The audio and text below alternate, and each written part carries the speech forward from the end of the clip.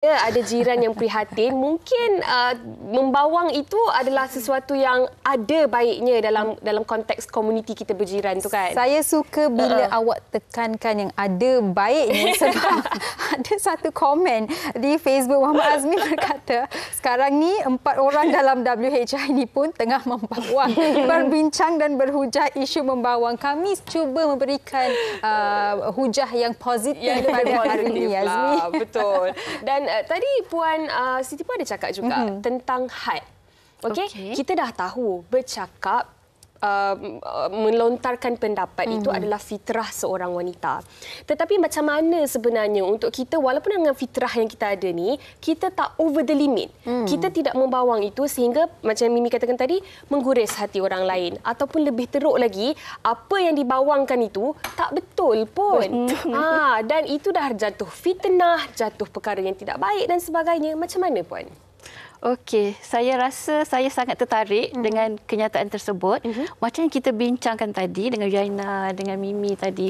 Kalau dulu kita tengok kalau makcik bawang ni dia terhad kepada kampung dan kampung sahaja. Tapi sekarang ni sekali kita meletup bawang kita, maka kadang-kadang satu dunia boleh tahu. So, bila satu dunia tu dah tahu, kita dah tak boleh nak buat apa. Jadi kita perlu letakkan limitasi ataupun had. Kita nak membawang tu apa, tapi kita di sini menekankan membawang secara positif. Sebab kalau kita tengok kadang-kadang orang marah, katakan kita kata jangan jaga tepi kain orang, jangan nak sibuk-sibuk hal-hal kejiranan. Kita menyentuh tentang hal-hal kejiranan. Tapi kita tengok biasanya orang yang marah tu sebab dia memang kemungkinan dia buat salah ataupun dia mungkin ada masalah. Jadi sebab tu dia tak suka. Kalau kita yang tak ada masalah, kita suka je orang tahu pasal keluarga kita. Kita suka je orang tahu apa yang kerja kita buat, pencapaian-pencapaian kita. Tapi kadang-kadang yang orang tak suka, tak gemar dan marah tu sebab kemungkinan mereka sendiri ada masalah ataupun kemungkinan mereka yang buat salah. Jadi macam mana kita nak letak limitasi tu? Pertamanya kita kena tengok perkara apa yang boleh kita bawangkan. Dari segi dia punya etika membawang ni. Macam topik bawang hari ini. Topik bawang hari ini. Kita tolak tepi bawang merah ke bawang putih kan, tapi kita nak tengok membawang secara etika. Macam mana kaedah dia? Pertama, kita kena pastikan berita tu betul ke tak? Sahih ke tak? Kadang-kadang kita membawang sampai tak ke mana-mana, tak ada apa-apa pun cerita. Ya, betul. Nak dapat dosa je kan? Dan yang kedua, kita kena pastikan bahawa sumber maklumat yang kita dapat tu adalah sumber yang sah. Okay? Dan yang ketiga yang selalu orang lupa. Yang pertama, betul dah, kisah tu kisah benar. Dan yang kedua, sumber tu dah sah. Sahih dah. Yang ketiga ni yang selalu orang lupa adalah kita kena pastikan manfaat ke tak kita membawang. Manfaat ke tak, berfaedah ke tak kita nak bercakap pasal tu.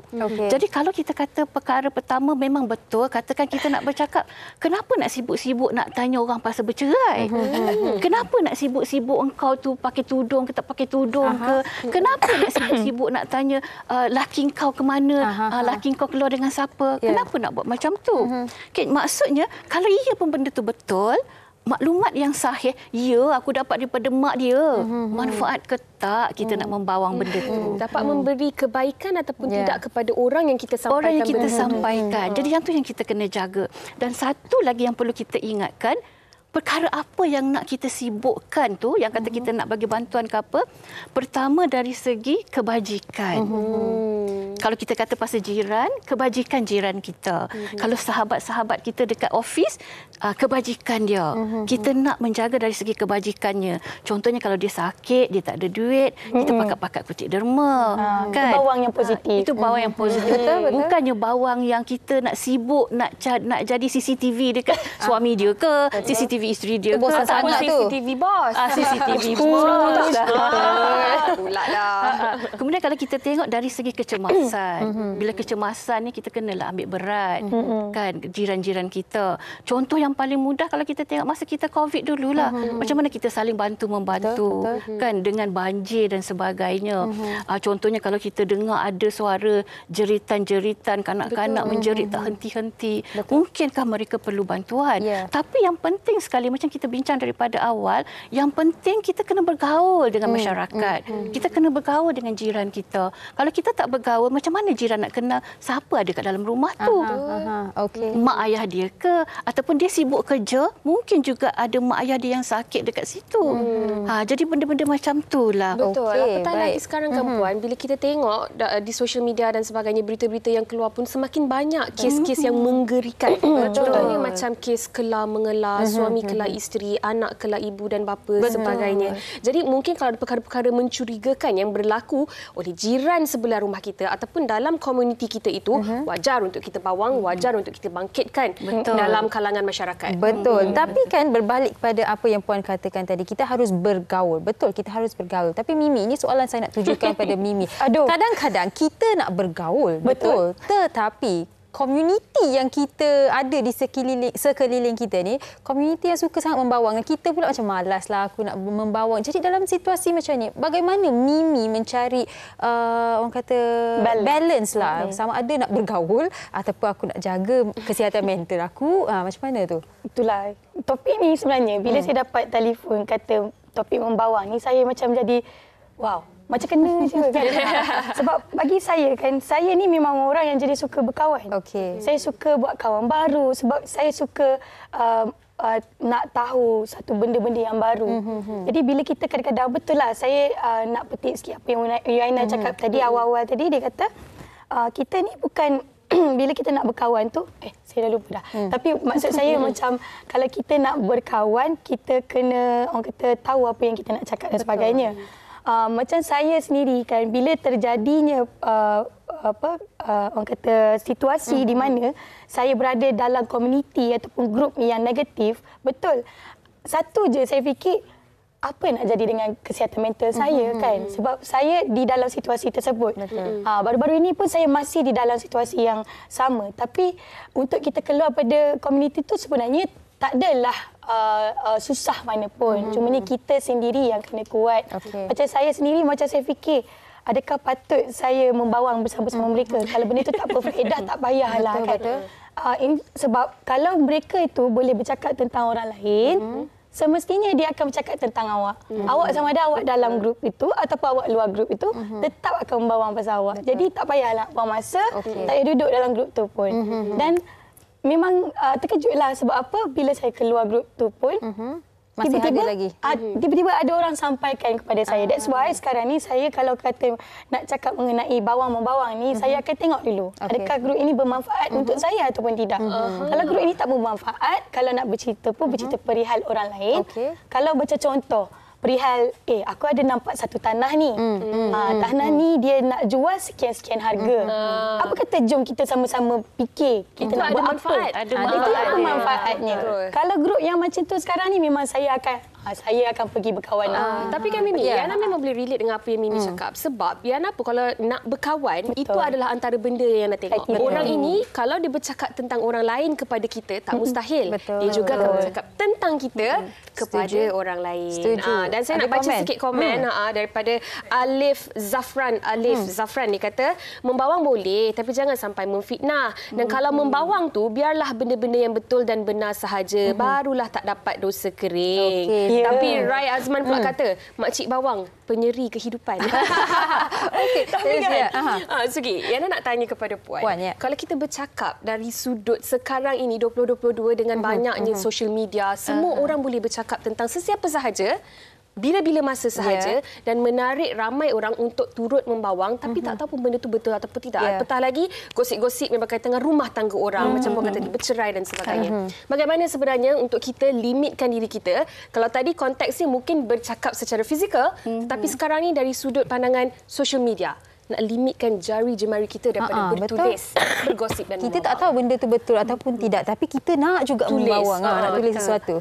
Saya tak menafikan perkara macam ni, bila kita makin tambah makin membawang lagi, dia akan jadi seronok lagi. Menjadi-jadi. Dia orang kata apa, nak Dia ada share thread lagi. tau. Dia Seorang nak dah share komen, lagi. seorang lagi dengan komen. Lepas tu yang membaca komen pun kadang-kadang, lagi seronok ni duk makan popcorn ke apa ke, lagi seronok. Term sekarang, spill the tea. Spill the tea. Okey, jujur kadang-kadang orang saya ramai. tengok post, saya baca komen. Sama. Sebab menghiburkan. Ni jujur.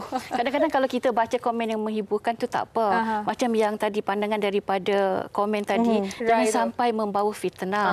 Jadi sebab itulah yang tadi yang saya sebutkan tadi, yang 3 perkara tadi. Etika tadi tu.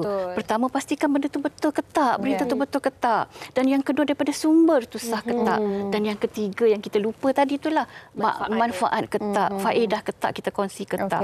Jadi yang tu yang kita kena jaga betul-betul. Okey, yang penting kita jaga etika kita. Okey, Mimi, di penghujung ni sedikit daripada Mimi lah. Membawang ni tak bernegatif sepenuhnya, ada positifnya. Ada orang mendapat kepuasan apabila mereka membawang secara positif, tapi sedikit nasihat daripada Mimi lah buat mereka di luar sana yang suka membawang secara negatif. Seringkas ni Mimi, silakan.